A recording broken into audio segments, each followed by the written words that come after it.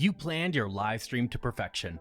You researched the topic, put together a flawless run of show, booked a great guest, and even had plenty of viewers joining live.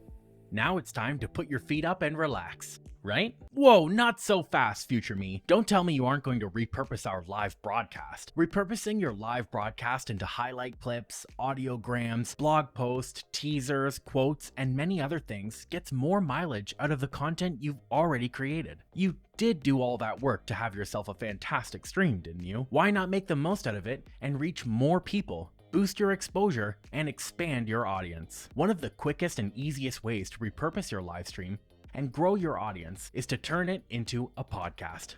And I'll show you how in this video. Randy from Restream here. Now, let's take a look at how to download the audio files from your live streams. Make a few edits and quickly turn them into podcast episodes. All you need to get started is a recording of your live stream and an audio editor. Recording and downloading your live streams is super easy with Restream. Your recordings are stored for at least 15 days or up to 30 days depending on your subscription plan. Click the link in the description below to learn more about our plans. If you're already in Restream, you'll see a cloud icon on the left-hand side.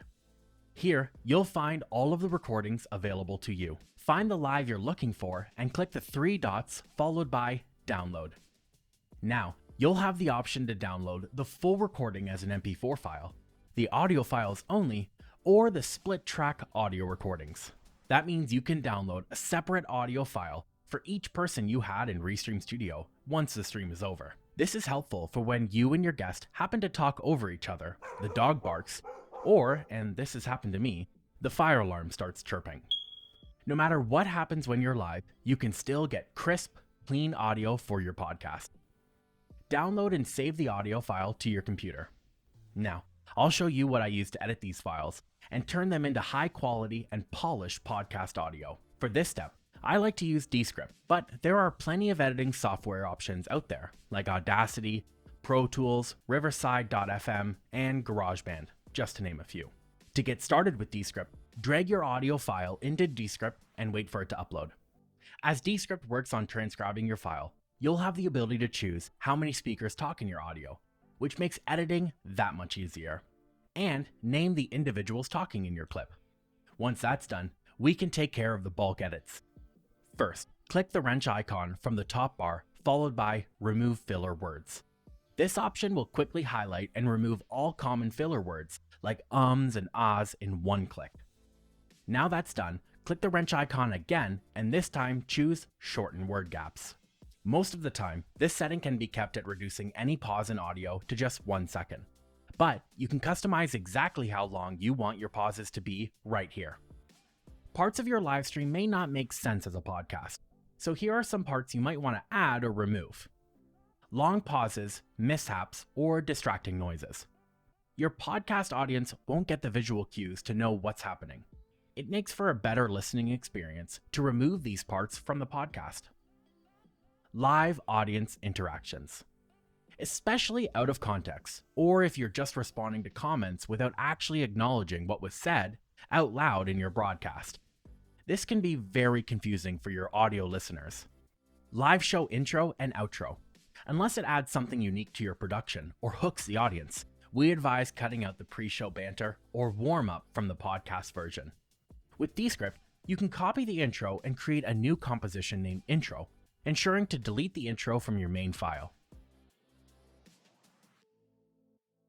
Then do the same, but this time with the outro. Now, you'll have 3 separate files, your intro, main, and outro. I'll talk more about why this was important in the next section. In any case, you'll want to make sure you brand your podcast with a strong intro. Focus on a topic and interview, and close with a solid call to action and outro. Great! Your audio is polished and ready to publish for the world to hear. The next step is uploading it to a podcast hosting platform. These services offer 2 main functions. 1, it's a central place to store your podcast audio files.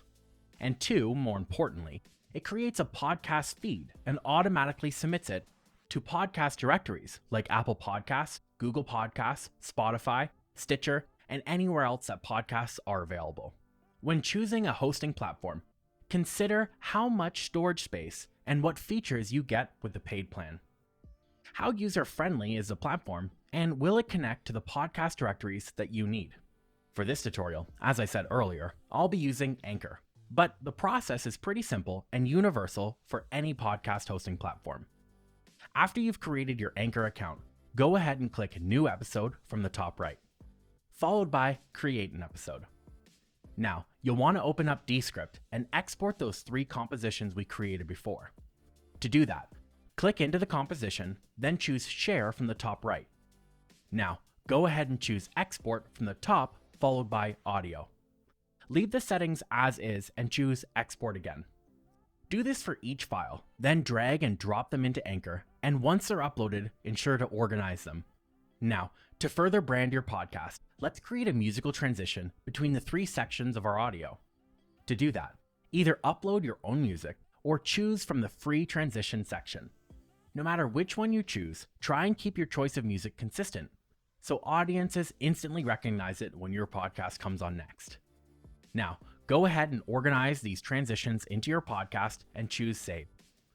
From here, you'll be able to add a descriptive title and captivating description to hook audiences in from watch pages and publish your latest episode out to all of your channels at once.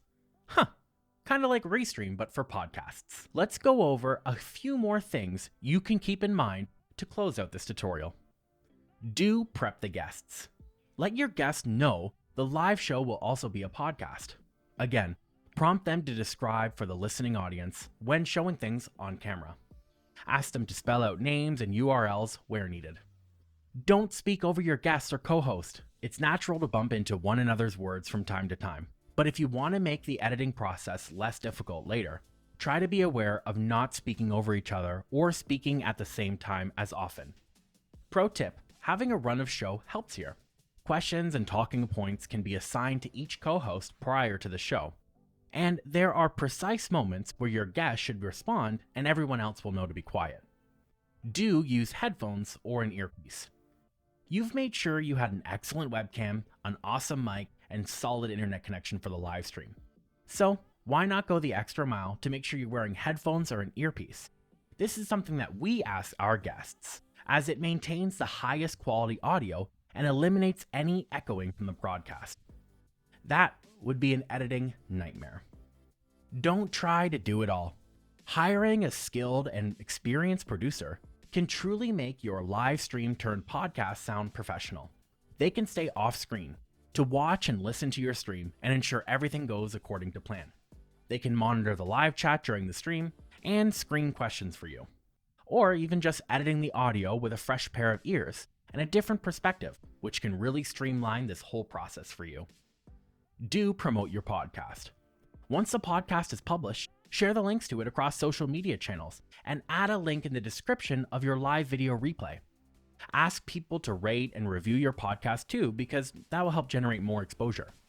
In future live streams, mention that your show is also a podcast and how viewers can access previous episodes.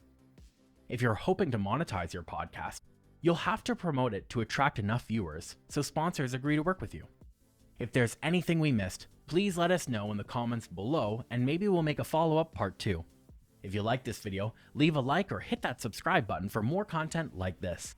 As always, I've been Randy from Restream, and have yourself a fantastic stream and podcast.